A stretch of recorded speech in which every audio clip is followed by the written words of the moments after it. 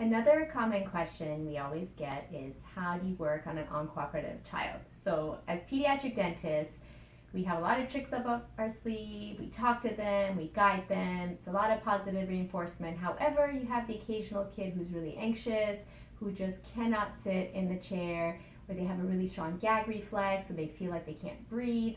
So, this is what we do here at Children's Dentistry of Oakton. So, one of the first things we offer is nitrous oxide, a benign gas that comes through this mask, and kids feel like they're a little fighter pilot, or we call it happy air, laughing gas. So it's one of those things that is very benign and does not really scare them. As long as they're able to keep it on their nose without grabbing at the mask, we use it to alleviate their gag reflex and their anxiety. They can go back to school right afterwards, so it's a really nice way to keep the appointment happy. It's not for everyone, so we can always talk about contraindications about it with each parent, but it does work for most kids.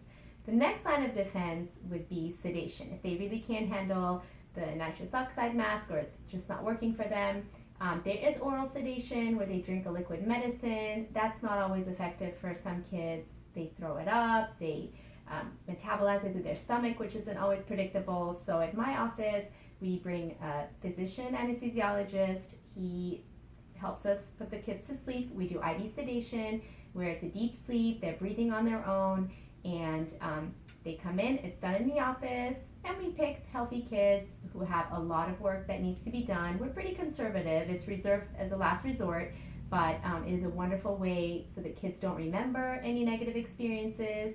They get the work done, they wake up knowing that they were safe and all the work got done, and then we move from there to gain their trust with future checkup appointments, not under sedation. And the last resort, for some of our kids who are medically compromised, we do send them out to go to the hospital, and I really have only done it a handful of times, and I have a couple colleagues who go to the hospitals and they get sedated there where the anesthesiologists are in there. And these are kids with cardiac issues, seizure history, so we're talking more serious medical histories. But otherwise, we are happy to work with them. We'll work with you. Our goal at the end is to keep them happy and not being scared of going to the dentist.